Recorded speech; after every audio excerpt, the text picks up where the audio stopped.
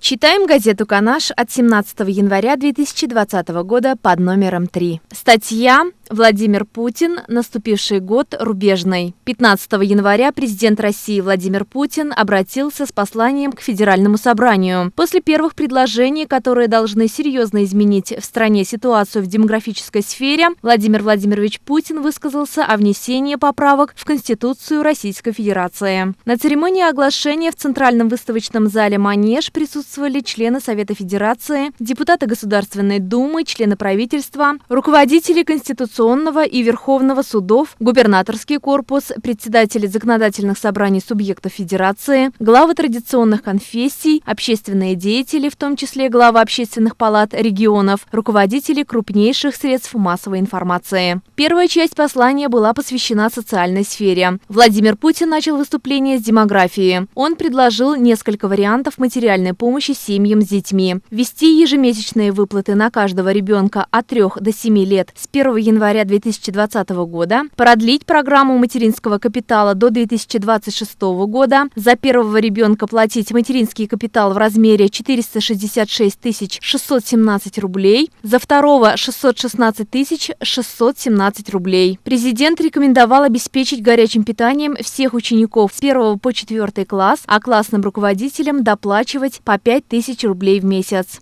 Затронул президент России и другие темы – экономическую ситуацию, обороноспособность, состояние экологии, реализацию в России проекта «Доступный интернет», создание комплекса архивных документов по Второй мировой войне, доступных не только для наших граждан, но и для всего мира. Во второй части послания Владимир Владимирович Путин предложил вынести на обсуждение ряд поправок в Конституцию, закрепить ряд требований к лицам, претендующим на должность президента. Они должны проживать в России не меньше 25 лет и никогда не иметь другого гражданства. Изменить процедуру назначения правительства России. Главу правительства, заместителей и министров будет утверждать парламент. Изменить процедуру назначения руководителей силовых ведомств. Президент будет назначать их после консультаций с Советом Федерации. Изменить положение о запрете одному и тому же человеку занимать должность президента более 2 сроков подряд. Запретить иностранное гражданство и вид на жительство за рубежом для судей, глав субъектов Федерации, депутатов и сенаторов, руководителей правительства и министров. Прописать в Конституции обязательную индексацию пенсий и норму о минимальном размере оплаты труда, приравненной к прожиточному минимуму.